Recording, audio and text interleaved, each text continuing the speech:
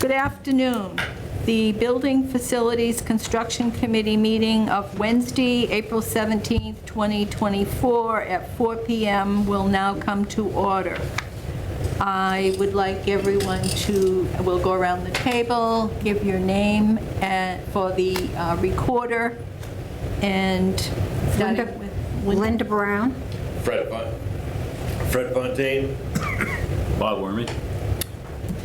Matt Administrator Mel. and Shirley Masinski, Chair. And thank you, Ray. Didn't forget you. All right, the first item on our agenda is the highway building project, and we need to hear what's new. What's new, the appraisal came in this week. Okay. I have brought this document to the select board in executive session. Okay. It will be the subject of negotiation, thus I would prefer not to disclose where we stand with it. Understand. But the board did establish their view on how to approach this discussion, so we will be reaching out in short order. I think our plan is still on track to have a conversation at the fall special town meeting regarding purchase of real estate. Any questions, anyone? Okay, thank you. And how is the building project in regard to the building part of it? Building itself, we've done quite a bit of research and compared another town's experience using a different approach than our house doctor has used. And the price came in much lower than what we have been given as an estimate. So we're going to go back to our house doctor and say, no, really, we want to do this the same way the town of Marion did their water department barn, and use the same basic assumptions about whole buildings and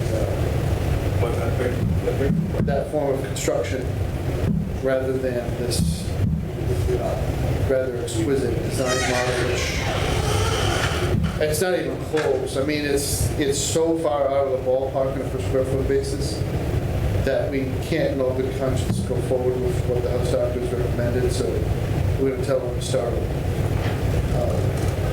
Traditionally, design professionals, when they have a contract like this, are paid on a percentage of the final cost of the project. And it can create a little bit of a distorted incentive.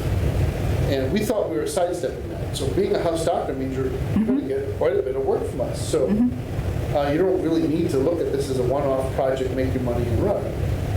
You're here for the long term. But we're going to remind them of that. We have asked straight up, we can't get any more direct than being in a meeting and asked specifically, if you were on a time and materials basis, what would you be charging us for design? Irrespective of what you think you might make.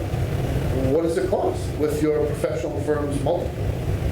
And there's no way it would come up to what they think they want to make on this project from the traditional percentage basis. So this is a sensitive conversation. We do like working with Weston, but this is a place where we need to mind the fences because there is no comparison. We'll leave it at that. Okay. Yeah, there are, so that folks back home, I don't like talking in code either. It is possible to buy rather large structures in what are basically prepackaged kit format. And everything's measured, it's produced at the factory, and once you're in the field, in a large building, you may have to make some minor adjustments, pieces, parts to fit the way you want them to, and secured properly to the ground and to each other. But generally speaking, they are widely used all across the United States. And you can purchase the kit, and then you get the labor independent of that would come and use a lull or a crane or both to erect the structure in a very short period of time. And a lots of other municipalities build these things far less than we do. So we're just not going to go along with the traditional model because it's not in the taxpayers' best interest. So we are still trying to pursue the same deadline for this project, but we're just taking a different path. Questions? Ray, any questions? No? Anybody? Everybody's okay? All right, thank you for the info. Glad the appraisal is in, and we'll wait to hear from you. Okay. I'm sorry? Notice we have a guest here. That's probably for an agenda item. Let's move on. Yeah, when we get down to the agenda item. Do you want to move it up? No, let's move along here, and then we'll... I enjoy listening to you guys. Oh, okay. Status of the oil spill. No change. Seriously? No, there's not going to be a change, Okay. right? It'll never end?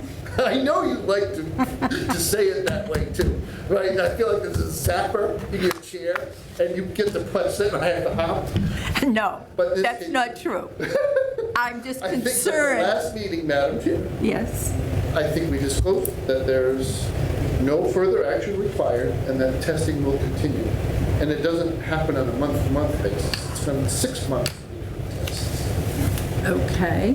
I remember hearing something about because there was a breakdown in the furnace and the fumes, and so that was a problem. It was, but that means we're going to wait a little bit longer. Okay. Okay. Good change. Thank you. And I will invest in my own insurance policy here and respectfully remind you that that's probably going to be the case for the next couple of months. Okay. All right. Green communities. And you know what? We did get some information from you on the Yes. and you gave us more, so Yes. good. So these are some projects that were introduced to us by our Green Communities Coordinator Yeah. in Novus Energy. These are a little dated, but they could be updated to reflect us. But the, which ones I have in order, but I have middle school LED upgrade. Yep. You see here. Now, we're only eligible for, I think, 100,000 in funding for Green Community. Some of these exceed that, and would require a match from the town. But one of them, the LED at the middle school after utility incentive, which is variable, that could change. This 127,739 with a 3.68 year payback period, which is a really good payback period. That might be very eligible for the grant. The elementary school project is far more expensive. It's 191,000, less the utility incentive, with a 4.24 year payback. There is also, they provided us with an estimate to replace new transformers on our roofs, which was not in your packet last time. But this total project was 211,000, the payback period is 16.3 years. I don't think this one's going to be grant eligible. Because the average age of the group is 21 years, and that's 25, I believe. Those are school buildings, right? Or those Yes. are? Yeah. Yep, high school, middle school, and elementary school. Another one is the fire department was high efficient, low ambient air source heat pumps for the meeting room, clerk's office, combination bunk room and office. This one was 87,000 with a 6.9 year payback. Total less rebates, which is 62,000. Last one, for the post office, go over that, but post office estimate, cost less incentive was 15,310 for the payback period of 3.29 years. And what appliance is that? This is for LED upgrade to the post office. These are the 5 projects that our consultant put on the table for us. Consideration for grant funding. Most of them exceed what we would get for grant funding, so we would need a match commitment, or at least some sort of match or contribution from the town in order to proceed with any of those. except for the post office and the fire station, which combined would be less than the requested 100,000. Questions for Matt Benoit? Anybody? Ray, you're okay? Yep. So you keep us informed as to, I think I was looking for a recommendation from this group on whether or not you'd like me to pursue revising these estimates, all of them, and getting revised quotes, or if I should pursue certain ones. Well, I haven't had a chance to look at them. okay, so next meeting? Is Okay. this time sensitive? Okay. Question. Is the possible grant funding per project, or can it be combined, one grant to?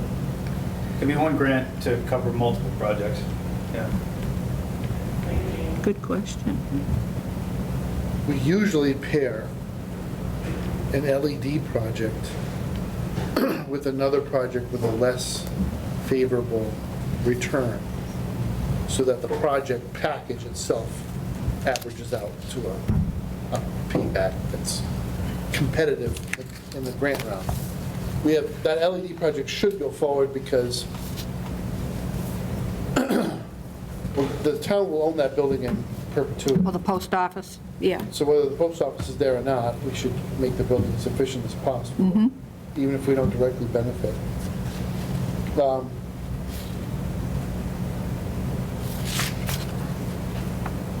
I'm trying to remember the one that, the transformers,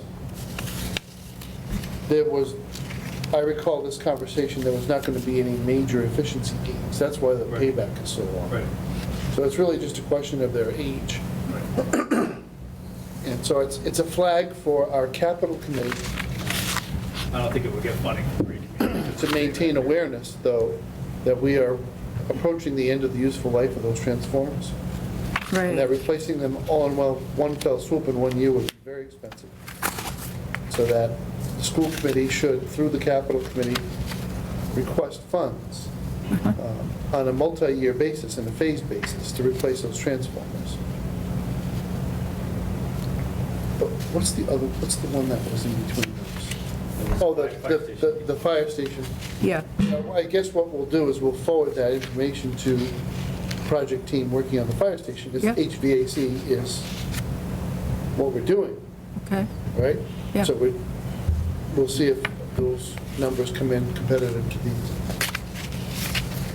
Not So, against using grant money to do something that we're, true. right?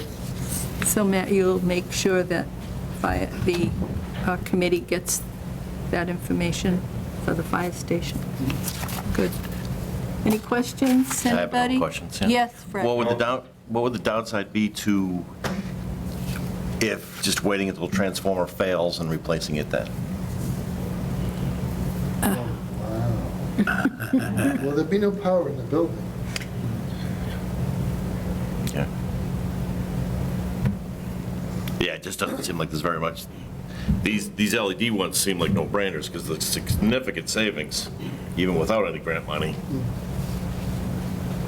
So, like, just seeing this now, Yep. these seem like no-brainers. These would require some thought, I think. Ray, did you have a question? No, I do not. Okay. All right, so keep us posted, and, all right. How is the municipal backup generator? So we are, to this point, knock on wood, very happy with Fall River Electric's performance in the installation process. We completed the cutover last Friday, or should I say the week before? And there were no incidents or difficulties with our networks or our internet connection Good. while we were on generator power. So we feel like we learned a lot from this, that under the limited conditions of the test, the whole town municipal center performed very well. The automatic transfer switch on the brand-new generator is a programmable device. It's a smart device. and it needs to be programmed because it outsmarted itself. So we are not going to take the old generator offline Okay. until the ATS is programmed and all of the relevant town staff are trained on the operation of that generator. And then once the ATS is programmed, the generator would be commissioned. The old one will be decommissioned and removed. That's where we are in the project. Good. Right now, if we lost power at the municipal center, both generators would operate because they are not tied into the same box. They won't interfere with each other. So we have, at the moment, we have more than enough. So, The old generator is the police station. yeah, behind the police station. And the new generator is surprisingly very, very quiet. Wow. Doesn't mean we won't still address, a little bit of fencing there or maybe some vegetation. But when it's running, you don't hear it. Well, that's good, So, yeah.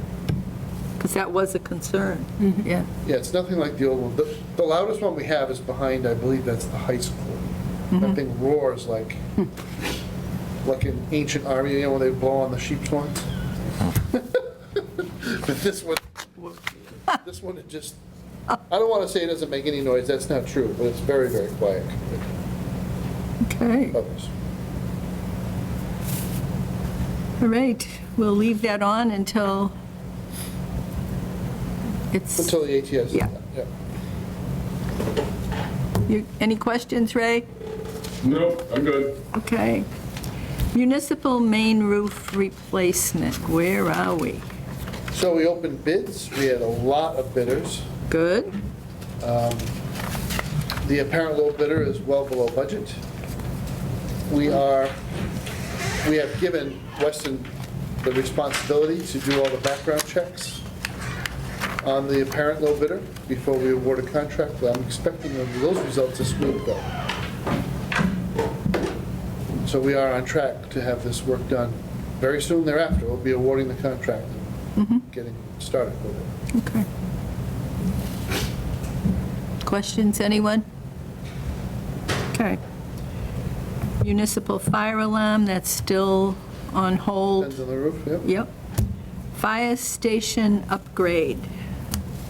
So we have indicated to Weston and Sampson our preferred design, which is to build the addition. Yeah. And that will take town meeting action as well. It'll actually take this committee to act, capital, and then town meeting. I Yep. assume the select board will be involved in between. And so that's several process steps away. Therefore, what I've asked the electrical engineer to do from McRitchie is stub off all the utilities in the wall where the addition is going to connect to the main building so that it is ready to go, so that their project will not be delayed any further. Because I want this out to bid. This is ARPA, I just got to get this cleared Yeah. with the decks. So that's where I'm at with that. We are trying to schedule a meeting with McRitchie, and I'm still waiting to hear back from when Bruce is available. But we're making progress getting that done.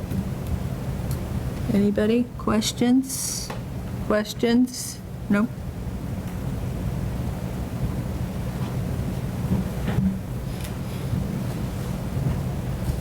Stormwater management.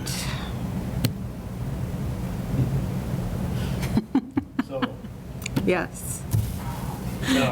bylaw was brought up by the Finance Committee, and the Finance Committee unanimously voted to not support it. The Planning Board voted to unanimously not support it. And we're waiting on Conservation's recommendation on one thing. And reasons for not supporting? Their reasons were they didn't have enough time to review it, or like they needed more time. So, any recommendation as to just let it go forward, or? It's on the warrant. It's going to stay on the warrant, because I did give a little bit of a spiel on this during my report period in the select board meeting last night. The community needs to have a conversation with itself, and perhaps taking the existing draft as a vehicle, we can convene some stakeholders to iron out areas of concern and come back to town meeting at a future date with an improved product that will have more broad support. There are issues raised by the weather pattern we've seen in the last 4 or 5 years in terms of the total precipitation we receive that need to be addressed because existing bylaws of the town and laws of the state are silent as to certain issues and leave gaps. Where if there is an incident and there is some damage or loss of quiet enjoyment by the part of a landowner in Douglas caused by someone else, the town has very limited ways to intervene, even if the town was intimately involved in the approvals of the plan for the project. So, because they're really, and I don't want to get into the whole talk I gave last night, I would simply refer people to it. It was the end of the meeting and it was a brief meeting, so just fast forward to the video until you see my lovely visage mellifluously intoning about this topic.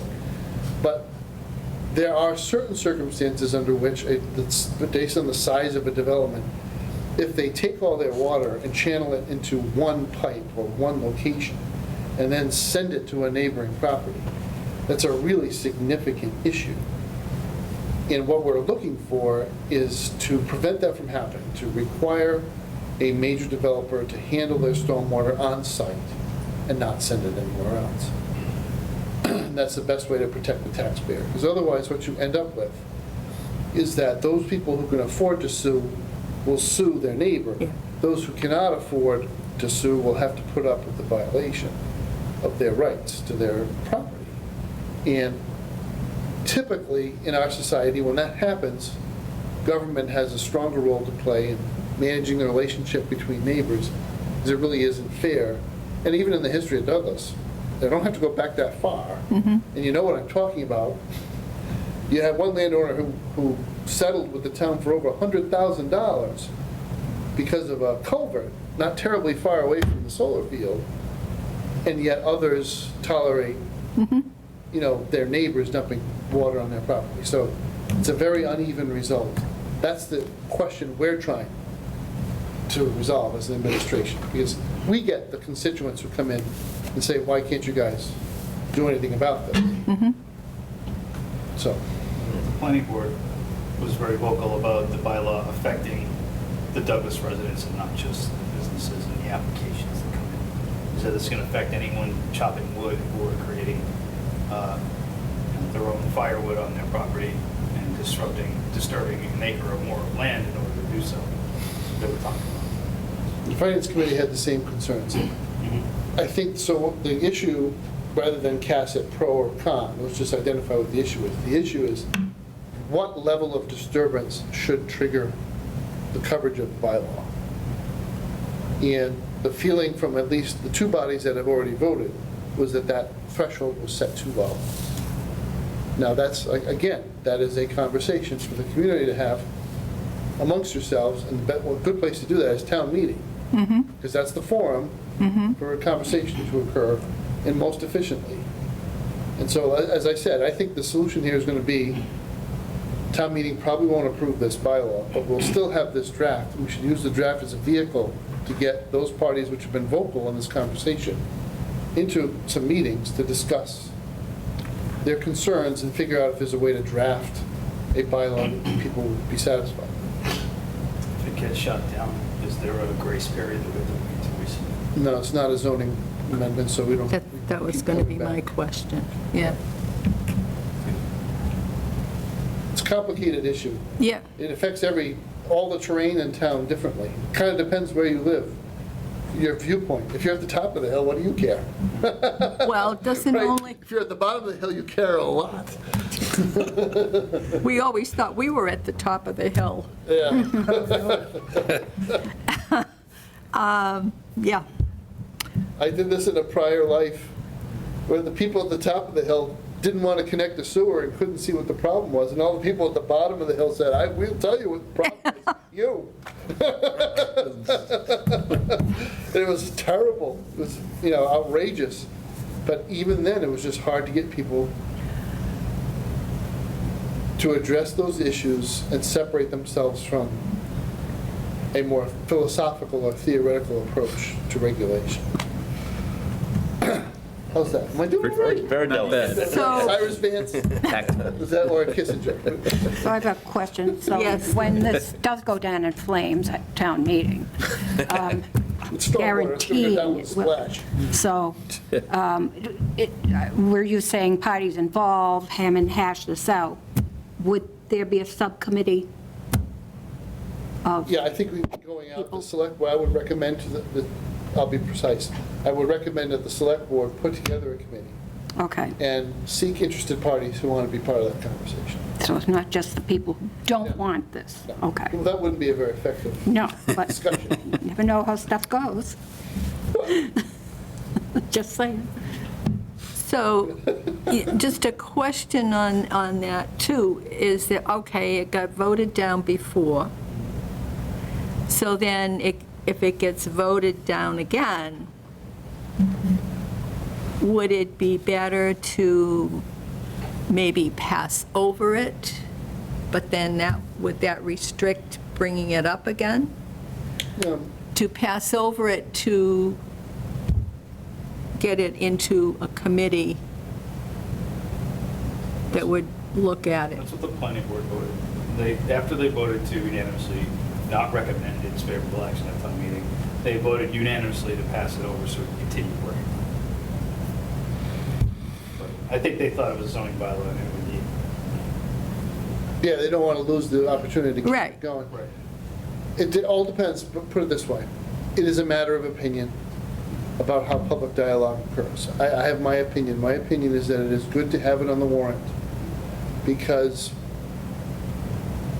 it creates that necessity to take action on what has been proposed and to clearly outline your arguments for why it should or should not pass, so that there's a record of what people said matters to them, so that when that committee eventually does meet, you have started the dialogue as a community on what it is that you want to do. If you simply pass it over and I don't want to say kick the can down the road, but I'll say it, kick the can down the road, there's nothing that says you have to do anything. Right? You've basically said, we don't want to deal with this right now, and you lose a lot of the energy. That's just my opinion of how to go about crafting a bylaw. You don't have to agree with me. I mean, town meeting can pass over if they want. No, Depending on when we understand. get to it. If we get to it at 10:30 PM, they might just see the energy in the room, get to pass over.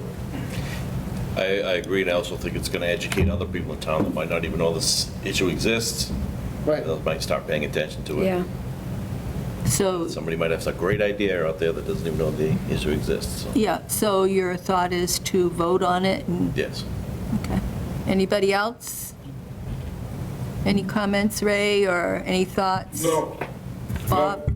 Now, in terms of Madam Chair, your existing facilities, so your existing stormwater pipes, Yeah.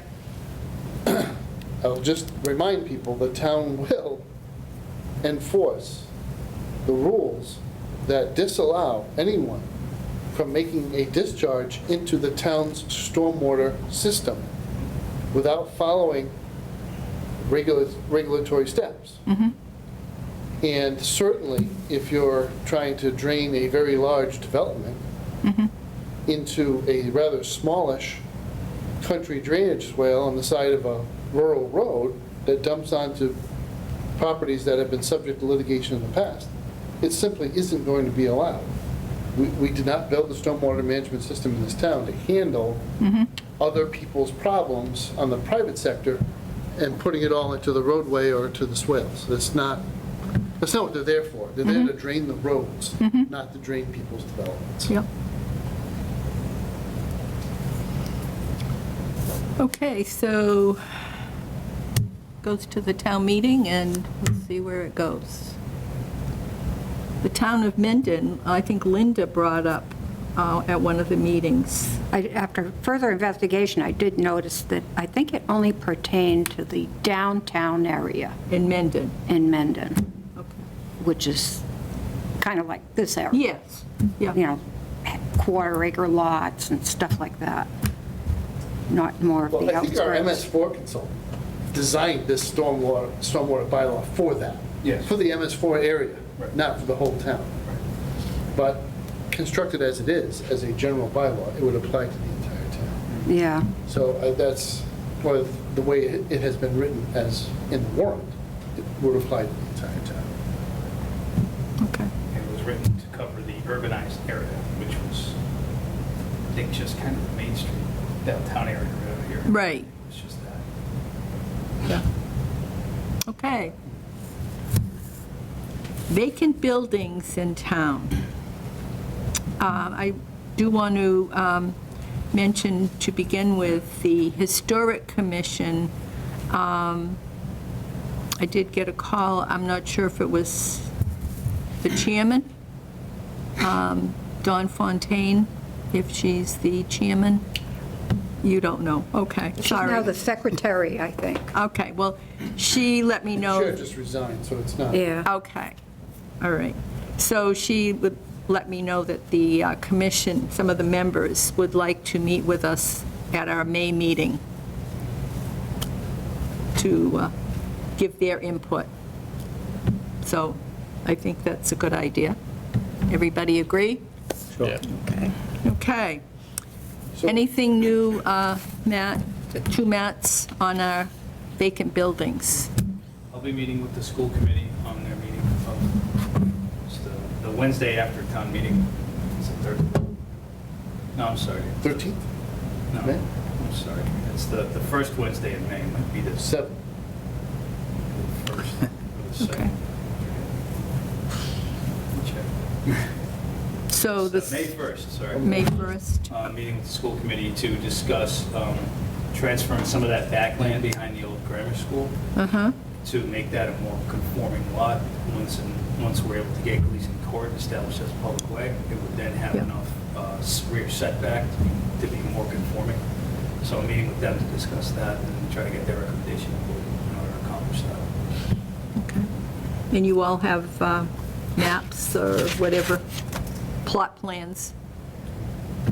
I think, Yeah, so the steps we're trying to take here, the school committee would, technically the vote they would take is that X amount of square footage, this lot, the lot they own, is no longer necessary for educational purposes, to be transferred to the Board of Selectmen for purposes of merger with the lot that the old grammar school sits on, to form a squared-off lot and disposition for sale. I've continued to entertain meetings with interested parties.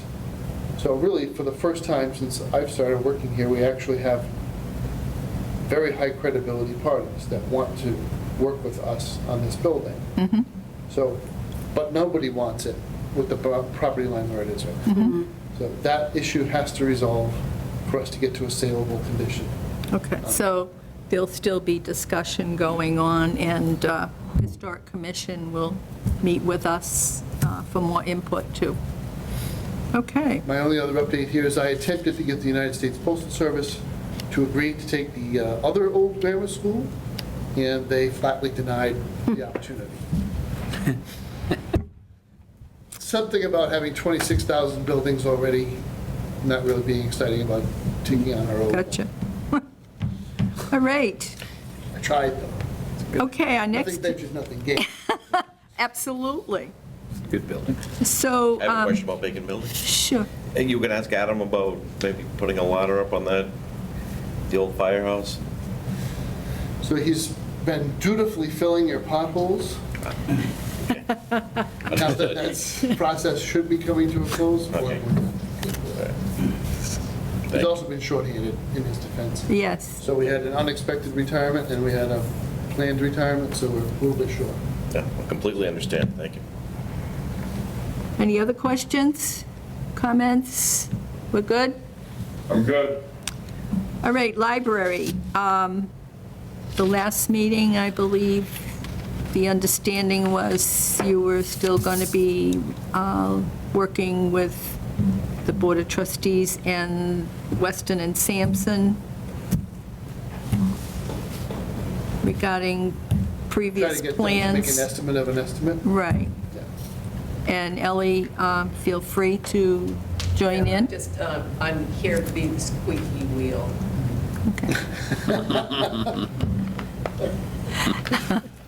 I think, no offense, but I think Ellie enjoys being the squeaky wheel as much as you do zapping me from the chair. I'm not zapping you. I take offense to that, but I will I'm keep, laughing, I'm trying to be, but I will keep you on your toes. Ellie will. So I do not yet have an estimate of an estimate. Okay, but you know that I'll keep coming. Yeah.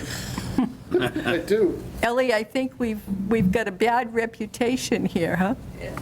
I- Could be a hey, good reputation. It's for the people. I think it's a good reputation. Okay. I wouldn't be teasing you if it wasn't a good thing. I- I'd be complaining if it was a bad thing. Okay. Any questions regarding the library before we leave that subject? You good? All right, electrical charge replacements. It's on the warrant for a vote. Okay,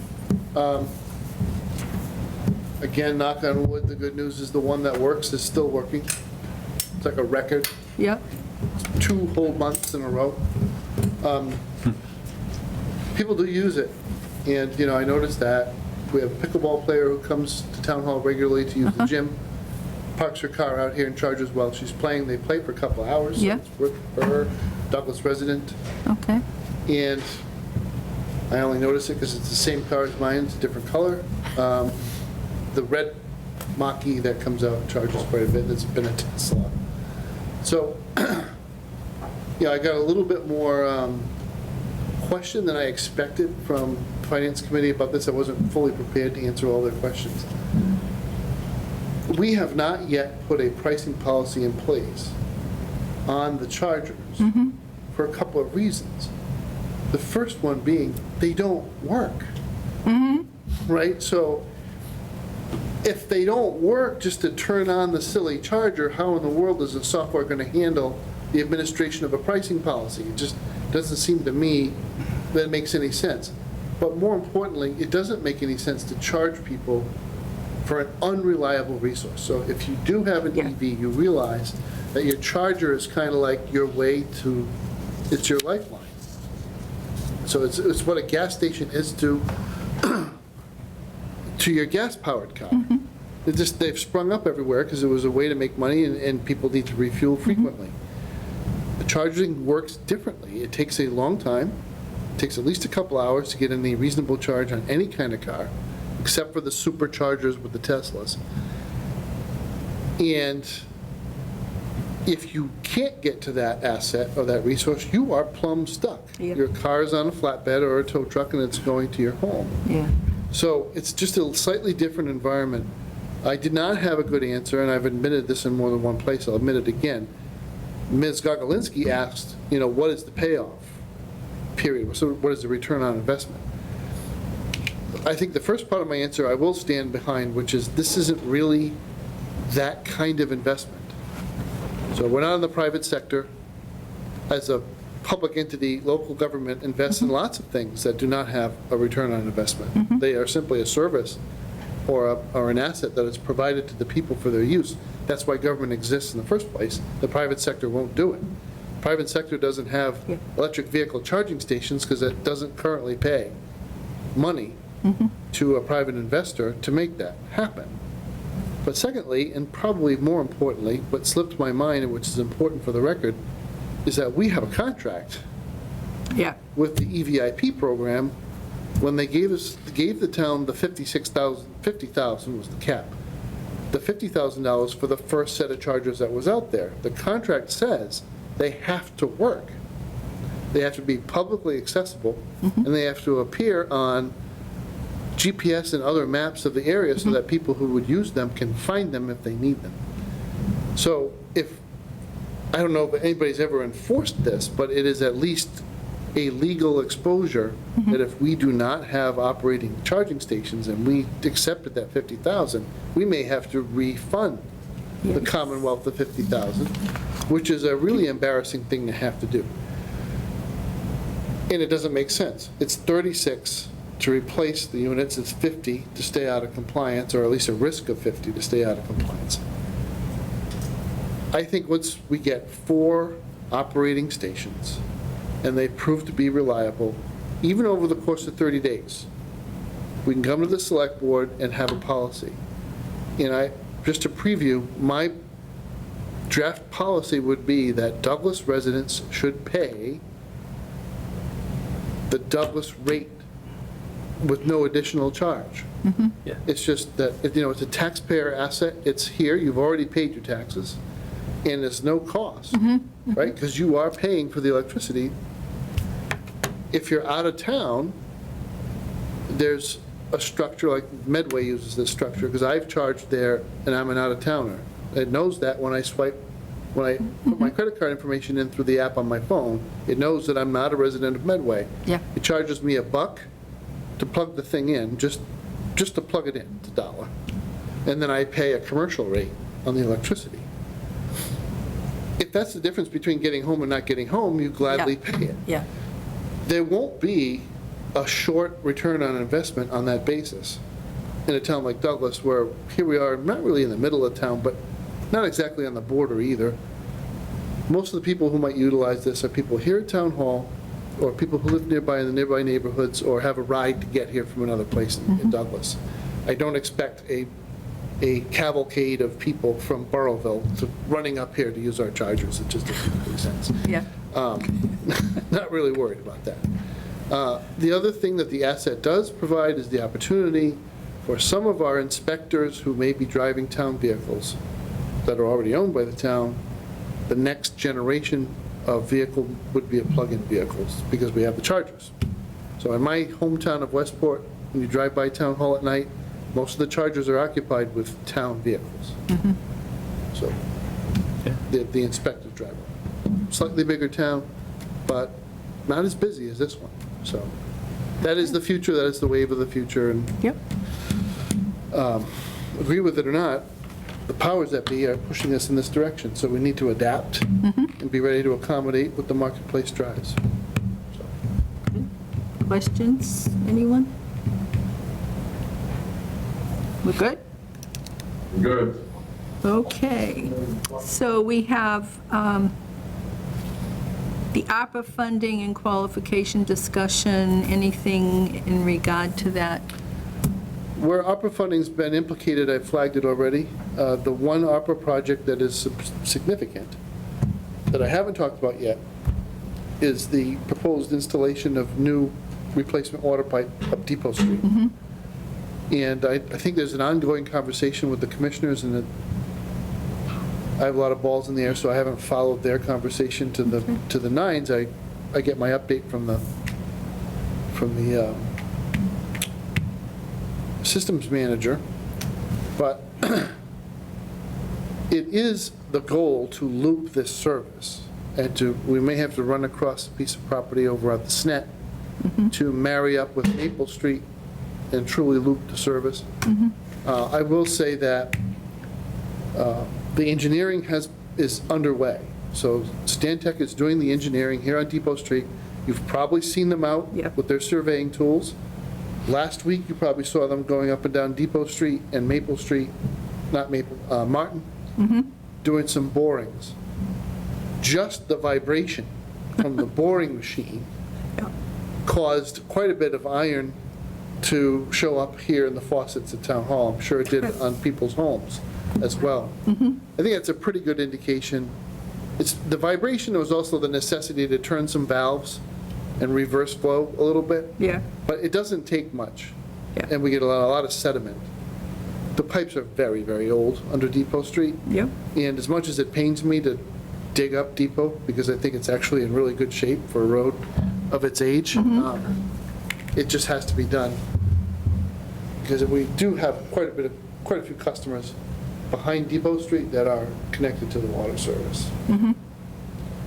That's where we are. We got to get that out the door. A contract must be awarded by the end of December, so, Of this year, of this year. yeah. So the only thing that would stop us from doing the loop is if it stops us from meeting the deadline. So it has to be done by the end of this No, year? the contract has to be awarded. Okay. Okay. All right. Questions? Anybody? All right, thank you for the info. Much appreciated.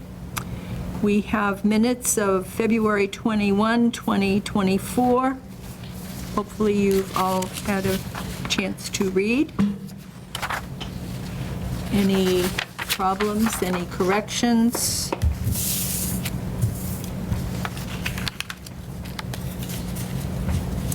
I didn't see any.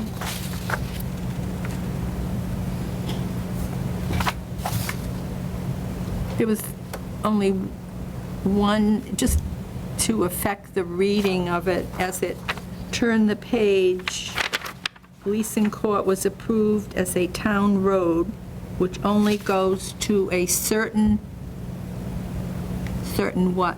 Certain point? And the rest is a right-of-way. I think we need to have point in there. Anyone see anything else? The very top of the page, Wednesday, it's spelled wrong. I'm sorry? The very top of the page, Wednesday, it's spelled wrong. Wow, On the first page? tough crowd. Oh, yeah. I missed that. I never read that. Is it Voden's Day? Good catch. Thank you. Okay, do I hear a motion to approve as amended? So moved. Second. Okay. Any further discussion? If not, all in favor? Aye. Opposed? Okay, thank you. Upcoming meetings, May 15th and June 12th.